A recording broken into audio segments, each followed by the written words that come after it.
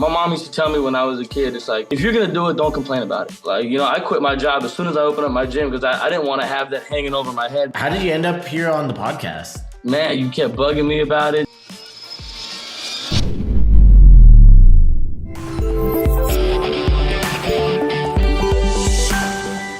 All right, welcome to this episode of the Pu'u Muay Thai Podcast. Today we have Lino Enriquez, who is sole owner of Main Event Muay Thai. Are you co-owner? I am the owner, sole owner. Sole owner, founder of Main Event Muay Thai. You're in Sacramento, correct? Sacramento, North Sacramento. Yeah, Sacramento. Also Rising Star Muay Thai promoter up there as well. So providing opportunities. We've talked about it here on the podcast briefly before. And now we have him here on the podcast today. And I see you're at your academy up there in Sacramento today. Is that correct? I am. Yeah, this is all of it too. This is it. Yeah. How long have you been there? We've been here for 7 years now. 7 years here. Yep. Damn, man. So, tell me a little bit more about how you guys got started. I think you guys started in a garage or something, right? Yeah. So I was still training and fighting, and my coach, so I had just gone professional. So, a lot of us, we think that we're going pro, we're going to be the best in the world. And I had my daughter right around that time. So I took like a month or two off. Still trained by myself, but I took some time off. And when I came back to the gym, I'm like, yeah, let's get it going next match. And then my coach was like, hey, we're actually selling the gym. And it's like what? Like, you kind of caught me by surprise. Yeah. And I didn't know what was going to happen. A new coach came in, and super, super nice guy, but I felt like he wasn't qualified to teach me. Like, I don't think he had any Muay Thai fights before. So, I felt like, whatever, I'll go to my garage, and then there's a long backstory to that, but I'll go to my garage and I'll train myself. We tried to book fights. We were in communications with Lion Fight, but then when they found out I trained out of a garage, they never called back. They're gone. So then, it just turned into me teaching people. First, it was just a ton of privates a day. And then I was like, man, I got to find a way to get people together. We'll just do a group class in my garage. And then, man, within 6 months, I think I had 30 people. We had to hey, half of you guys sit down, wait outside. We'll get the other half going for an hour. And then it turned into this. It turned into, it's not much, but it's enough for us now. Oh, man. Well, no, it's nice. How many square feet is you guys' place there that you have? It's only 2,200. That's good though, man. It's good. It's good. We got a big bathroom space back here, so it takes up a lot of the chunk. Yeah, but that's for our Ventura Academy, it's 2,000 square feet. It's perfect. It gets the job done. It's exactly what you need. Keeps your overhead low, and it allows you to do what you want with your students, right? So, yeah, it'd be great to have a bigger gym, but I think being small lets you be flexible. Exactly, man. You can pivot a lot more. You guys went through COVID also. Yeah. So, we all went through COVID. Oh yeah. So it was rough. Man, I can only imagine, especially up in Sacramento. I can't imagine how that was. You're the capital of the state. Yeah, I feel like if we go back, I would have done it differently. But yeah, we closed down. We did the whole 8 months, on and off type thing. And there was months where I would open just to be closed again, in 2 weeks. Yeah. But to be fair, I was almost relieved because I was opening and 30 people would show up, and it wasn't even enough to cover overhead. So now I'm working full time because all I do is this. I don't have a job. All I do is teach. So I'm back to, working full time just to lose money. And it's it sucked. Yeah. So we just got 8 months on and off, just lost a bunch of money, and we stuck around though. So. Yeah, it's it's one of those things everybody had their own unique journey through that as especially in the martial arts world, and we're one of the we got lumped into health and wellness, which is the one industry that got left out of it, right? Got left out of the COVID relief packages and stuff. Yeah, that sucked. Everybody thought that I got a PPP or something long. We didn't get anything, nothing. And we had to just we were training outside for a little bit, trying to keep our team active. Yeah. And I was slumping hard. I've been doing Muay Thai for 16, 17 years. That was the only time I took more than 2 weeks off from training, whether it be on my own or anything. Yeah. I started going through a depression and stuff. And my fighters reached out, and they're the ones that coaches go outside. If anything, we don't need the gym. We just need you. Yeah. It snapped me out of it. Yeah, I can understand with that. I really had to lean on our team as well during that time. It was just because it's very uncertain. That was my sole source of income, Right. right? But you So were fighting though. Like I remember watching I don't know if it was on Instagram or Facebook Lives or whatever. You were out fighting for us. I remember that. yeah, so like that's one of those things that a lot of people, and thanks for mentioning that, because we had a lot of people in the industry really like trying to go at bat for everybody, right? Because it was like we had Stefan Strottmeyer, who's a Right. epidemiologist. He worked with the CDC before, and he wrote this whole guide. He brought it to the health officer, and he said, "Oh, I'm not interested." I'm like, "Not interested in people being happy, healthy, and like what the hell?" So, not to get too off topic. I get some of that. Like, Yeah. like a lot of that's got to be liability too, right? Like that's why a part of it's why I closed down too for a minute. Like, Yeah. I just didn't want to be liable if anybody got sick. We look back now and it's like, I know it's an unpopular opinion. It was a cold, but you look back and it's like, I just didn't want someone to get sick and say I got them sick. Yeah, and then next thing you know, somebody passed away or something like that. Right. And then they point finger at you, right? Yeah, and that's like in the community we're not known for that. We really take care of our people. So I didn't want that to come off to be the opposite of what I am. For sure.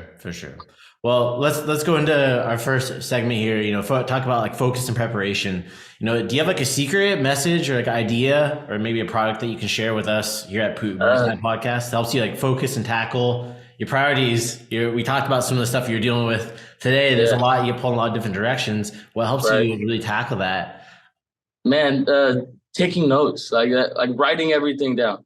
And I don't know how long I've been doing that for, but like I didn't realize I was doing that until it was I have 3 daughters, and my oldest daughter one time they went to the store.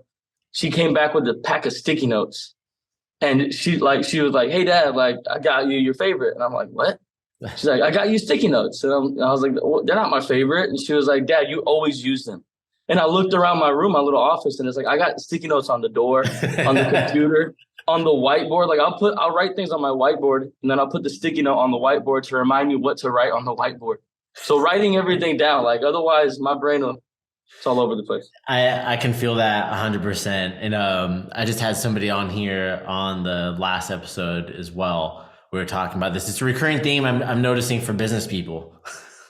It was, man, your mind is pulled. That, and then the other one is don't sleep. Because it's like when you're sleeping, you're just dead time, just don't sleep. It's hard, man. So how did you end up here on the podcast? Like, how did we end up connecting? Man, you kept bugging me about it. And no, I'm just using whatever Mario said. Mario hooked us up. Mario, he sent me a text message and I think it was about the podcast he was on. Yeah. I just gave John your number. Yeah, he saw you at the event. He's like, "Hey, Lino said he's down for the podcast. Let's connect." Yeah, so I mean, it worked out, and I've been listening to some of your stuff for a while now, so it's kind of cool to be on here. Yeah, it's good to have you on, man. So, with that too, what do you think? Like, you've been in business 7 years. You obviously overcame a lot. You fought pro. You train like an active team. I see you guys at all tournaments and stuff too, and fights, and you're doing a promotion. What do you think is like a daily habit that you have that contributes to that success of what you're doing? I don't know. You know what? I just look at one day at a time. It's obviously, we have our milestones. I have my goals for the month, for the 6-month period, 1 year, 2 year, 5 year. But I just look at every day like a reset button. And it's the only thing that keeps me sane is like I wake up and then it's like, it's a new day. Good day, bad day, yesterday, new day. So that's my focus. It's like today, let's conquer today. Yeah, just focus on being present, it sounds like. That's it. And like if I got pad work for the guys today, that's it today. Yeah. If I'm going to like a basketball game tomorrow, then that's tomorrow. That's I focus on what I have to do that day. I can understand that feeling as well. Yeah. That it's not falling on deaf ears here, man. So but that's why this works, Jonathan. Like that's why it works, because you understand. Yeah. You're not like, I don't mean to sound wrong, but you're not like just some podcast guy. Yeah. You're in the Muay Thai community. Thank you, man. And that's something that like, I don't know how far back you listen on it here on the podcast, but that's kind of how this whole started. It was like, I'm sure, how many times have you stayed there late at night talking to your students, your coaches? Oh, every night. Yeah. My wife yells at me every time. It's like, yo, you're not, it's 10:30, it's 11, where you at? Exactly. So I'm talking to the guys. And it's like, and sometimes that's work though, right? Like, yes, that's work. It is, especially when you have family, man. Yep. For me, I don't have kids, right? I'm not married, so it's like, I have a little bit more. You gotta get at it, man. It's about time. Exactly. Hey. Like my oldest is 8, so now it's like I got her. She's like wife junior. She's calling me like, Dad, where you at? Hey, how come you're not home? Mom's waiting. And the funny thing is, we homeschool them, so they're up late. Yeah, they're up late. They're waiting for me to get home, and they want to play. And it's like they want to just like we watch a lot of Sacramento Kings basketball. So like last night we played a game, and they're texting me, Dad, they lost. Dad, we blew the 4th quarter, and it's like I gotta get home. I gotta get home, But, yeah. Hey, why is Coach having a bad time all of a sudden? Oh, he got a message from his daughter. Yeah, it's all day, man. But I love it though, because it's like it really keeps me human. It's like and here, like sometimes where you get in this like coach mode, and you're like telling people what to do, and then you got your 8-year-old daughter kind of bringing you back to life. It's like, okay, you know what? I am human. I gotta slow down. Definitely. I want to touch on that a little bit later because you hit something that I have a question for you about later, but we'll get to it. So with that too, obviously there's a lot of obstacles that we deal with on a day-to-day basis. Can you tell us about obviously we've covered a couple of them, but is there like a challenging time or situation that could have like devastated or even ruined what you do, but you persisted through it? You made tough decisions. I know being in business, being a fighter, you make a lot of tough decisions. Now that it's like maybe it was a very painful time in your life, and now it's like a very invaluable learning experience. Man, I think when I stopped fighting, because to this day, it's something that, I still battle with. It's like, what would have been? And it sucks because it's like, I'm sitting here telling my students sometimes, don't have regrets or do what you can now. But I feel like, the most pivotal time was when I just couldn't fight anymore. Not that I couldn't, because I was young, I was healthy. I was probably just starting my peak when I went pro. Like I was only going to get better. I stopped fighting when I was 25. I haven't fought in 9 years, so it's just, that was the hardest part, because when you're a fighter, and there's a funny quote that somebody told me years ago. It's like, you're only a fighter if you fight. And that was so hard for me to oh, wow, like I'm not a fighter anymore. Well, I haven't fought. Yeah. So it's like, it's hard to even like talk about me fighting before, because I'm not fighting now. Yeah. Like I don't want to be one of those coaches where it's like, back in my day, I used to, but and it does come off that way. It's like, back in my day. But for me, it was the hardest. It was realizing that I am no longer competing. I have to teach now. I have to get the next generation. And once I accepted that, I think that's when we really started doing really well. I started building champions because it wasn't about me anymore. Yeah.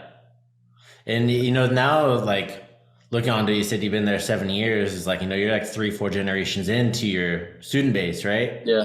So, and I can definitely relate. I think we've had some back and forth on like social media or something like that. It's like, when you open up like an academy for training, right? The amount of work that it takes, it really it's like you're either focused 100% on yourself or you're 100% focused on your business. If you do in between, they're both going to kind of suffer a little bit. Right. And it's like, you have to you can delegate and do all that stuff, but now you're paying more out of pocket. You're losing your income for something that doesn't give you any income, right? Like, which is fighting. Right. All right. It's like, oh, you're pro, you get paid. It's like, man, I've talked about it before. Yeah, I got $800. Man, but it's funny. It's like they're getting paid. What I got paid 9 years ago but they're still getting paid now. Yeah, I don't understand. Like I don't get it. But we're gonna hit on this later about the whole promotion. We'll save, because we have a lot of questions, and we can chop that up onto here. I'm ready for it. So let's go on to like personal mastery, right? So what do you think is the most critical skill that like people, fighters, like maybe a business owner needs to master in order to thrive like today, right? So maybe this is something that can bleed over into promoters, right? Promoters, check it out. Yeah.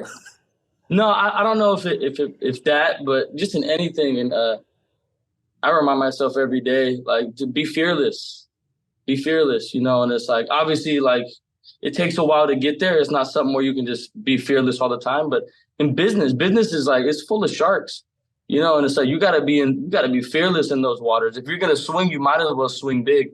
Like, for me, that's what I think a lot of my success comes from. It's like, it's been every time I take a chance, it works. Yeah. And every time I don't, it's kind of like I see somebody else do it. It's, oh man, like if I would have just tried. Yeah. I could have done that. But like, nah, like for me, I'm just tired of I could have done that. So it's like, just be fearless. And that's my advice to anybody. Like, just be fearless. Like, if you're going to fail, you already failed if you don't do it. Just try it. Yeah. It's like better to have tried and failed than to not tried at all, right? Right. So it's very, very important to like just go out there, give it your all. Just like you would tell your fighter, right? Yeah, like exactly. And I learned nervous. I learned all these lessons from fighting. Like been doing this since I was 17, so it's like I learned all my life lessons through fighting. Same thing. So can you tell us about like maybe a influential lesson you learned from one of your mentors and how it helped you become the person, like business owner you are today? A lot of, you know what, I was kind of thinking about this because I read a little bit on the thing you sent me. I was going to say some positives because I've had a lot of really good mentors. I know Daniel Docto Jr. Yes. But Daniel Docto Sr. was one of my first mentors in Muay Thai. Okay. He had come down for a couple weeks and he had just come from Thailand. He brought a couple guys with him. I know one of them was named Tobias. He was a pro fighter from Thailand. And they helped me a lot. So I was going to talk about that. And then Crew Trey Howard. I don't know if you're familiar with Crew Trey. I've heard of him. Yeah. Yeah, he's Daniel Docto Jr. He was one of his coaches too. And Trey was really influential up here in Northern California. And he comes to my gym every now and then just to kind of, train a little bit. Vallejo? He was in Vallejo, yeah. Yeah, I fought one of his guys and he freaking gave me 2 black eyes. Yeah. Oh, I remember that. You fought Alec. Alec, yeah. Alec, yeah, that was down south. Yep. Yeah, I remember that. No, I remember. So I remember him. I know who he is for sure. Yeah, so he was one of my mentors too. And it's like one of the guys that at the time he was really young as a coach. Mm-hmm. So it reminds me a lot of me when I opened my gym but really like passionate. So I was going to talk about that, but the most influential lesson I learned, Jonathan, was when we did end up closing our first gym. My coach, I remember when we talked about him closing and I asked him this specific question. I said, man, what about me? Because I was still trying to fight. And he was just like, I didn't think about that. And like, that was like it hurt. But at the same time, it's like, I'm responsible for my own dreams. Like, that's what I took from that. And it's like, I didn't want to take any negativity from that. Like, oh, like it sucks. At the time I did. But like, the more and more I thought about it, it's like, he wasn't responsible for my dreams. I was. Yeah. Whether that be in my garage or in, opening my own gym. It's like, you can't put all your eggs in somebody else's basket. It's got to be you. And so for me, that was the most influential thing now. And I tell my students that it's like, I can die any minute. Don't rely on me to get you through this fight. It's like, I can teach you, I can lead you, but it's got to be you. It's got to be you. Definitely, man. It's a good lesson. I can imagine how that probably felt at the time too.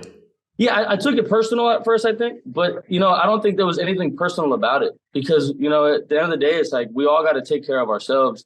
And like maybe when he was selling the gym, it was something personal for him. Maybe he had to do that.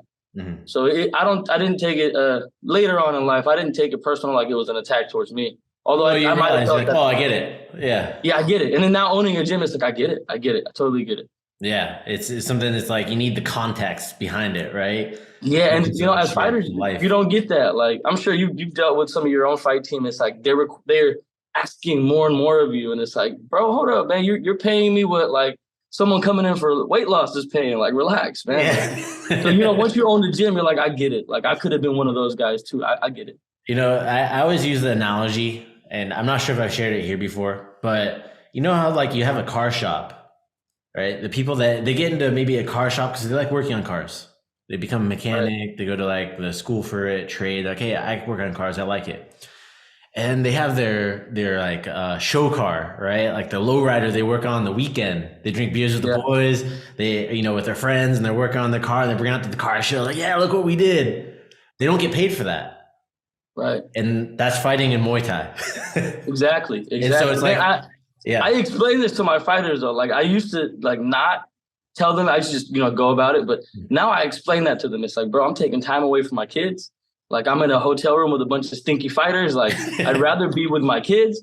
Like, don't think I do this because like, I'm just getting up. Like, yeah, I'd rather just be with you guys. Like I'm doing it for you. Like I'm trying to get your dreams, off the ground. Like, exactly. We don't do this for money. We're losing money going to these tournaments, Exactly. Exactly. And it's like giving that context for people. And I think like a general population, if you're listening to this or you're watching, it's like, that car show thing, people can relate to it because they understand like, oh yeah, it's like, hey, I like working on the Honda Civic. I like those things. I like working on cars. You like training people. You like teaching Muay Thai. Yeah. It's fun. It's great. Like very grateful for it. And like with the fighters and having that kind of stuff, it's like, hey, I want to help you, but you also have to meet me halfway. Right. Because it's like, hey, you have to bring the car that's ready to be worked on and is cleaned up, prepped, ready to go, because otherwise I can't work on it. Yeah, you want to drive that car, you got to help too, Yeah, exactly. So, kind of going into that too, if there's like a magic reset button as it relates to you starting your journey in Muay Thai, so you start at 17, what system or method would you go back and put into place sooner rather than later, and why? I think I'll just go back to what we just touched on. It's like I would be more mindful and more selective on who I put my time into, whether that be when I was a student or when, as a fighter or as a coach even.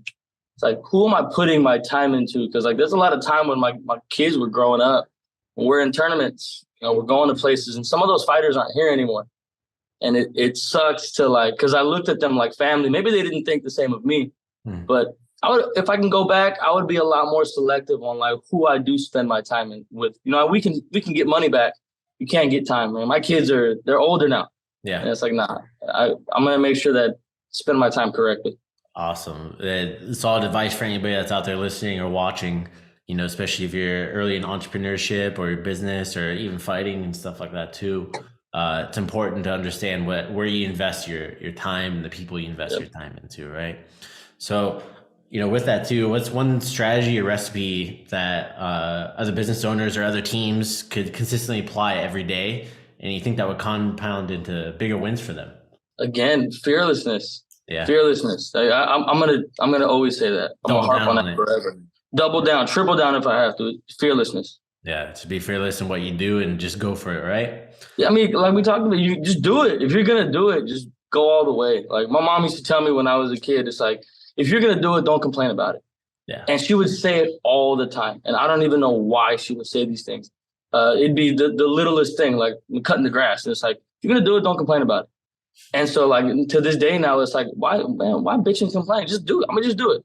Yeah. So yeah, be fearless in anything that you do. Just be fearless. Solid advice. Let's say if you're going to fast forward 1 year from now, look back on decisions that you're considering in your business, in your life, and imagine the people that you work with today that you've invested that time into exceed your highest expectations. What do you think is one recipe or strategy that you consistently applied? You could say fearlessness, right? That delivered the most value to you and your business. Consistency. And like that's a twofold answer though, because you can be consistently wrong, Yep. So you got to follow a good leader, and if I'm going to be expecting anything of my team, I have to do it. And if I can do it, and then that'll just show you that you can do it, then I'm going to be on your ass, and then we're on it every single day. I've seen you posting where you're showing your runs, right? Yeah. And you're like, hey, I have kids, I have a business, I have a team, and I'm still getting it in.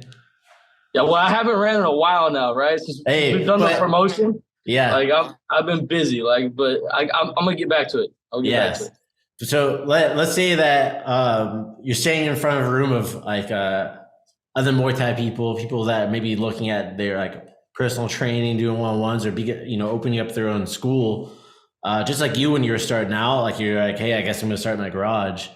And they're battling their way through those fears, or worries, or doubts. Like, hey, is this the right thing I should be doing? Is this what am I still going to be fighting? Or hey, is this the right step for me? What do you think are like 2 or 3 strategies that you'd recommend that they focus on to best ensure their success? If you're second guessing yourself, don't do it. Like, you might as well get out now, because there's so many like ups and downs, and then the ups don't come until later. Lots of downs. And if you second guess yourself now, 1 year from now, you're losing money, you're really going to want to get out. So a lot of people don't make it past that first year opening up a gym, because you got to build a student base. If you're not focusing on that, you just want to teach the best Muay Thai possible, but you're not getting students, then, like I said, just get out now. Because don't second guess yourself. If you are second guessing yourself, if you need my advice, just get out now. You should be so passionate about like that you're going to do it, it'll take care of itself. And then part 2 would be go all in if you are going to do it. Like, I quit my job as soon as I opened up my gym because I didn't want to have that hanging over my head that I got to go home. I got to shower. Like, just go all in and try it. Yeah, definitely. And that's like something that it seems to be the common denominator for people who are in business about like that. Hey, like if you're not all in on it, then like you said, don't do it. If you are all in, like be all in, you can't have one. Man, like, otherwise it sets you up for failure too. If you do that, I think I dropped out of college, like, so I can just train more. Like I would quit jobs left and right just so I can continue training. As soon as they were like, hey, you have to work on Saturdays, like I got, smoker fights on Saturdays. So, all right, I'll quit, and it's like, it was just that easy for me because like the goal was so important and I'm glad it worked out. Right. Because it could have been a big failure, but it would have been if I would have just followed the trend and said, all right, I won't fight no more. Mm-hmm. So like, I went all in, man. Like there was no second guessing. From the second I knew I was going to do Muay Thai forever, I didn't know it'd be coaching. I thought it'd be fighting until I was 40. Yeah. But I was going to do this forever, no matter what. Yeah. And that's kind of like, I felt the same way. How old are you, Lino? I'm 34 this year. 34. So I just turned 35. So like we're around the same age. So I can definitely relate to the trajectory and the thought process on that, man. One of the things I wanted to ask you about, kind of touched on it. So you have kids and you homeschool them, right? Mm-hmm. Do you feel like being around and having your Muay Thai Academy, do you think that was like helped influence that choice? And that way, they have like a good community of people to be around? 1,000%. Like, I don't think I would do it if we didn't have a place where we can bring them. But I mean, I could always have signed them up to a martial arts gym. Yeah. Just being at mine, my students know it's like my kids are a big part of the gym.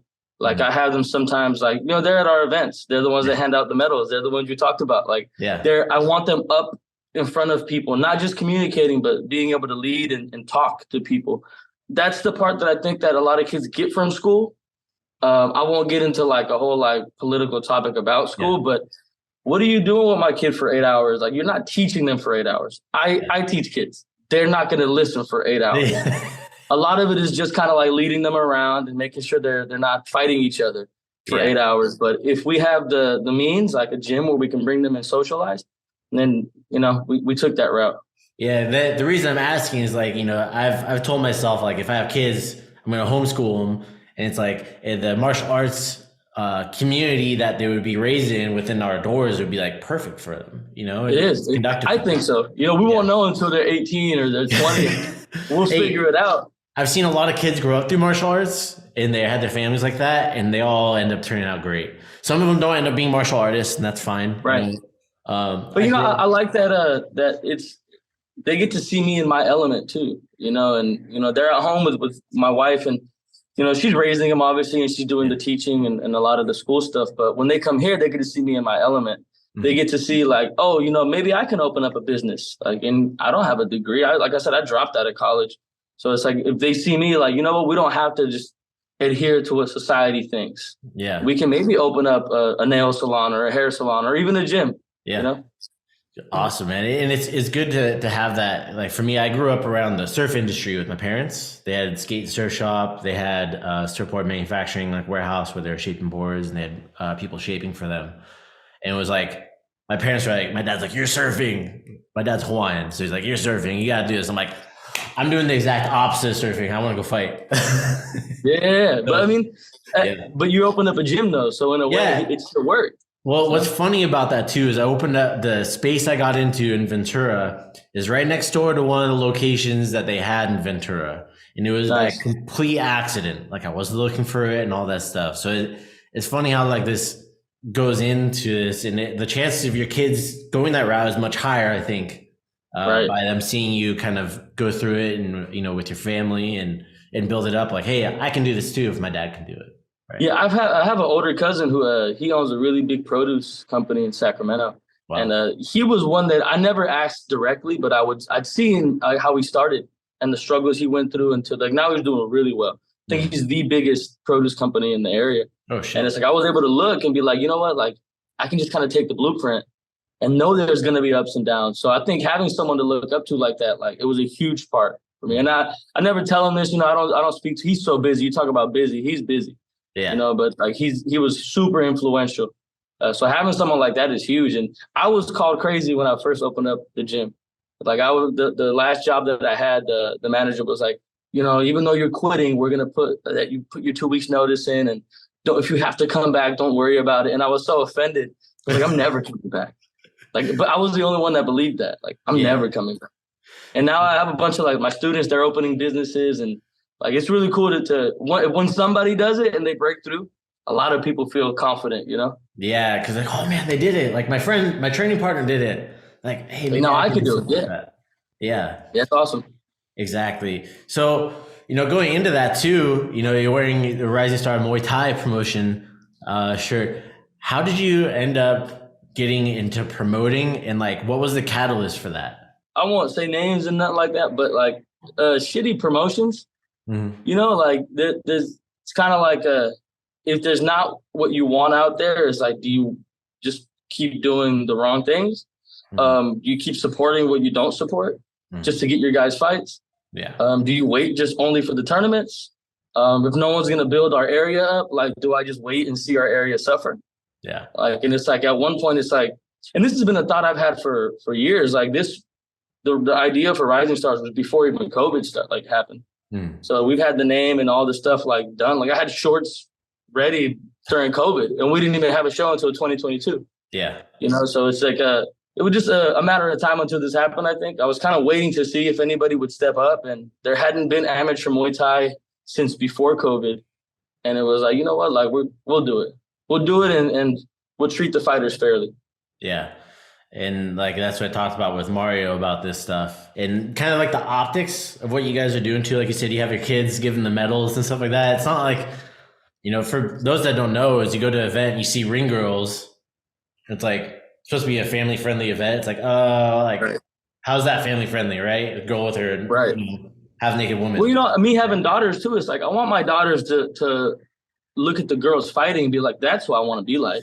Yeah. No, nothing against ring girls. No, they can. Yeah, part absolutely. of the show. Yeah, it's America. They can do whatever they want, like, and obviously the men in the crowd are gonna love it. But it's like, to me, it's about inspiring the ones coming up, not to just appease the fans.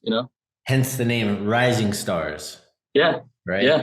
So, a generic name, but it's on purpose. Yeah. A very generic name, but we chose it on purpose. Yeah, for a lot of reasons, obviously. Right. Yeah. So like, I can see it in like people that are maybe not so much involved in it, and where it comes into like the sport, for the activity that we have now. Like when we were coming up, like, you're lucky you can fight twice a year. Yeah, I think most of my fights were like twice a year. If we had 3 fights in a year, it was like, oh man, like, you're busy year. Yeah. Obviously smokers, we had to do smokers in between. Like there was times when, I had like 18 fights in a year if you count the smokers. But like amateur, like 3 fights maybe. Yeah. And there's like the stuff with the sanctioning with CSAC at the time. They're like flip-flopping. You have to wear shin guards. You don't have to wear shin guards. You have to wear headgear. Okay, one guy can wear headgear, one guy can wear no shin guards. It's like, what's going on? I tell people that, like, like I don't even care. We went to one of WBC shows that you ref. And we really like that. Like, I don't really care what sanctioning body is doing it. I do care that they judge it properly, but at the same time, it's like CSAC was really rough to work with. Like, I remember back when I was fighting, CSAC was rough to work with. You had to wait till everybody weighed in, or till everybody got their physicals before anybody weighed in. It was miserable. I remember sat for 4 hours. One time we waited. It was at an IFS event. I think it was like his 3rd IFS event. We had to wait 8.5 hours before anybody weighed in. That's crazy, and that was like a normal thing. Yeah, it was normal. Like, it's just like, this 6 hours. Is it. And then if a fighter was late, you waited until that fighter got there before anybody got in the scale. So I think, I know that IKF gets a lot of flack, but in that regard, like, they're really good. They're doing better than that. Yeah. Hell yeah. Better than that. Yeah. You show up and you weigh in, you can eat, and then your opponent can show up later. So, yeah, I like that. 100%. 100%, man. And that comes into, it's just like, you know what to expect when you're stepping into it. That back then, you didn't know what to expect. It was like, you're being told you fight no shin guards. And then, hey, no, the commission's saying you have to wear shin guards. Oh, that's we dealt with some of that too, and it's like, we thought we're doing elbows, and it's like, nah, CSAC said no elbows, and it's like, what? because that was a whole rule back then too. It's like there was no elbows in California until I think IKF came in, and then they kind of figured some things out. But then IKF went through that too. The shin guard, no shin guard. I fought one time no headgear with shin guards, which was really weird. But I mean, it was a lot of back and forth back then. Yeah, now there's more consistency, and I don't think people realize how much they have it, especially like teenagers and stuff like that, because for them, the perception of time is a lot longer, right? I was talking to one of our students the other day. I'm like, we're talking about women athletes.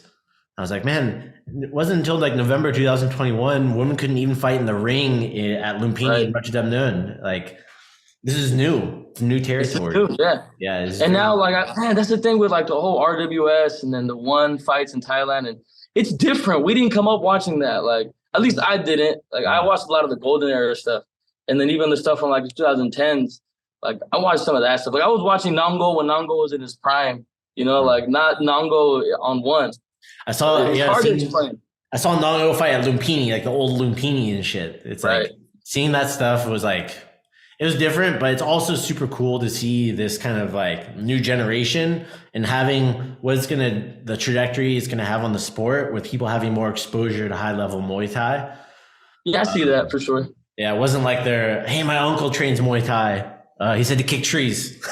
Yeah, no, not any of that anymore. Yeah, but but I tell people, John, it's like growth is good, but like cancer is also growth. You know what I mean? Like, not all growth is good growth. Yeah, 1,000 gyms in any city you look at, it's like now it's really hard to see where the good ones are. Before we knew. Well, because it kind of comes from this. Bob Carmel broke this down to me. He's like, hey, we had like the first generation. He's like the old guys, right? Second generation, right? Third generation, would be like me from like these Thai instructors, right? You. And we learned from them about like how to operate, how to like tape hands, how to corner, like all these little intricacies. And now you have this new generation, and then we have our students, right? That are below us, like fourth generation. And then you have this other generation that came in that's from YouTube and Instagram. And it's like, how do we educate them to get them up to speed? Because now it's like, hey, they're the same age as us, but they didn't come up the same way as us. Right. And it's like, how do we include them? Because it is people that they do want to learn, but then maybe they're really good at marketing. Right. And people are like, oh, this is the person. It's like, maybe not. Right. It's rough though. That's why I feel like I'm a young old head, because like back in the day, there was only one gym in my town, and that's the gym where all of us trained at. And like, that's it. And if we fought, we went to like other places to like fight, whether the Bay or like Tahoe, Reno. Like, we just had to find anybody to fight. Down south, Fresno. Like, and nowadays, like, there's a gym. I'm not saying like my town specifically only, because I know it happens everywhere, but there's a gym on every corner. And it's hard to even tell if these guys are YouTube guys or not. Sometimes you ask a coach, like, have you fought before? And then they'll be like, oh, yeah, back in my day, we didn't record it. And it's like, really? Like, and it's hard to really gauge because Muay Thai is so niche that you Google them, you won't find any names. Yeah. And the thing is, it's like, there's a good chance that might be true, right? Right. It could be true, for sure. And so it's like, that's can't like really judge someone. Thing. Yeah, it's a hard thing to like for people to gauge and find like it's hard to do like a test, I guess is what you're saying. Right. But I have a couple that I do. I tell people when they come into my gym, if they don't sign up right away, I'm just like, you know what, like, you don't have to sign up here, but here are a couple questions you can go and ask. And it's like, ask, how long have you been training the art that you're teaching me? Have you competed in the art that you're teaching me? Do you only train fighters? Do you only train beginners? Like, have you built any champions from scratch? Like, there's a couple things you can ask a coach. And if they can't answer any of those, then maybe you should go to a different gym. You know, and obviously, like, Google is your friend. You can Google and figure things out. But I tell people to Google coaches, not just for their record on fighting, but just a background check. Like, you don't want some weird stuff to pop up and in the community, like, I've called people out before, but like, you don't want any weird stuff around kids and stuff like that. Oh, hell no. Like, there was some came in, you probably remember this. It was big. It was in the jiu-jitsu community. I think it was Team Lloyd Irvin. Like, did you ever hear about this? I've heard of the name Lloyd Irvin for sure. So he built this like massive competitive jiu-jitsu team, and it came out. And I'll leave this to anybody who's listening out there. I've never met Lloyd Irvin. I don't know much about them, but I will just say this. He bought the domain name lloydirvinrapecase.com. Okay. Wow. And was marketing self-defense courses. So definitely talk about turning an extreme negative over, right? But yeah, that's for me. There's no room. There's no room for that. No, and it's like you have to. You can have a business, yeah, but not like that. That when it comes to like kids and stuff like that, not like that. That don't fly. Yeah, and going into that too is like, looking people up. Like sometimes I have people come into our academy. I'm like, this guy is, they kind of rub me the wrong way. I'm like, I'm gonna Google their name, just see. I've done that. Yeah, I've done that, and it's like there's been times people that I know from before. Maybe I had like an accusation or something. Like never from my gym, but like maybe they come from a different place, and it's like they ask if they can come here. It's like nope. Like it rubs them the wrong way, but it's like I don't care. Nope, not here. Yeah, it's like, hey, I don't know what happened, but I just can't have that around. I don't even need to say all that. It's just nope. Yeah, nope. Just nope. So kind of going into this too, where it came into like your promotion, community culture that like you're building and everything, man. Like, what do you see in Muay Thai that you think needs to happen in California for it to continue to grow? Man, that's such a hard answer. I think we're trying it. We're trying it. It's like the pro scene is non-existent.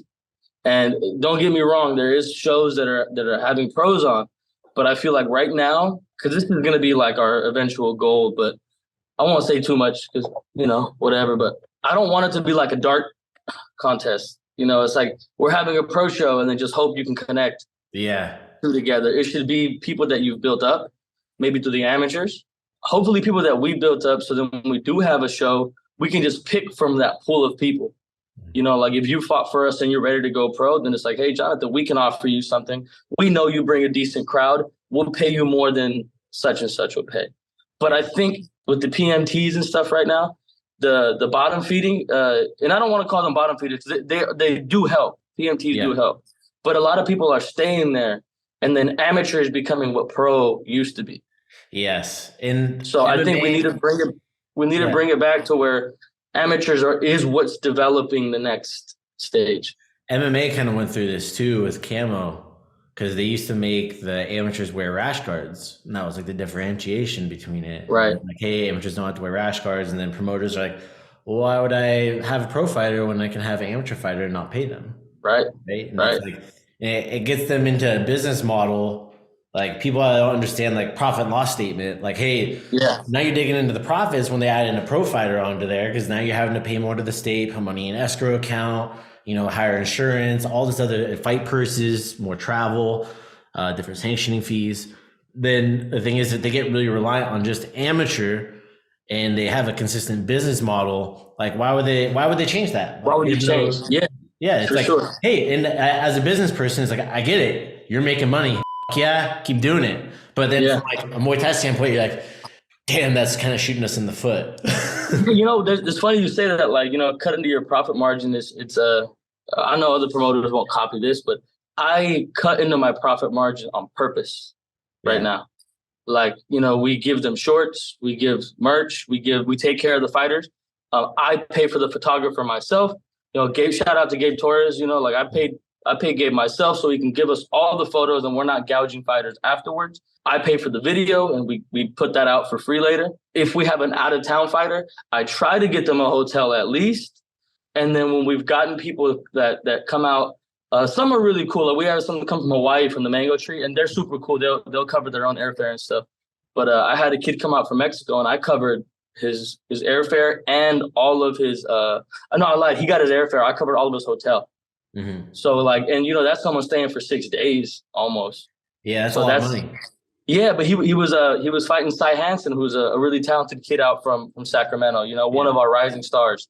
And in my mind, I'm like, eventually, if guys go pro, I'd have to pay this anyways as a purse.